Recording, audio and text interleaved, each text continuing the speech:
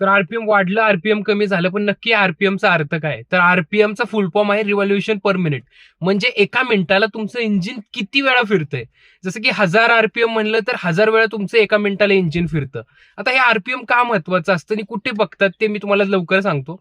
तर आरपीएम का महत्वाचं असतं? तुम्ही जेवढ्या कमी आरपीएम मध्ये तुमची गाडी ठेवता, तेवढी स्मूथ चालवता, तेवढं तुम्हाला जास्त मायलेज मिळतं. जसं की 2000 ते 2500च्या दरम्यान आपण गिअर शिफ्ट करताना आरपीएम ठेवलं पाहिजे. आता आरपीएम ठेवतो म्हणजे नक्की काय करतो आपण, जेवढं ऍक्सिलरेशन जास्त देतो तेवढं आरपीएम जास्त वाढतं, तेवढं इंजिन जास्त पळतं. आता हे आरपीएम बघायचं कुठं, आता मी तुम्हाला थोडक्यात सांगतो लवकर माझ्या नेक्सॉन. तर आता मी गाडी चालू केलेली, तुम्ही पाहू शकता 3 स्टिक पाहू शकता इथं, म्हणजे 1 2 3 म्हणजे 3000 आरपीएम ला गाडी आता सध्या चालू आहे. 3000 वेळा एका मिनिटात माझं इंजिन पळतंय, एका मिनिटात इंजिन फिरतंय.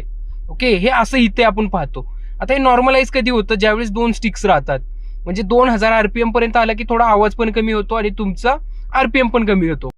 तर बऱ्यापैकी लोकांना आरपीएमचा कॉन्सेप्ट ऑलरेडी माहिती असेल, बट आय होप ज्यांना माहिती नव्हतं त्यांना आता कळालं असेल. अशाच इन्फॉर्मेटिव्ह व्हिडिओसाठी आपल्या चॅनलला एकदा फॉलो करा आणि बाकीचे पण व्हिडिओज बघा आणि मित्रांसोबत शेअर करा. थँक्यू.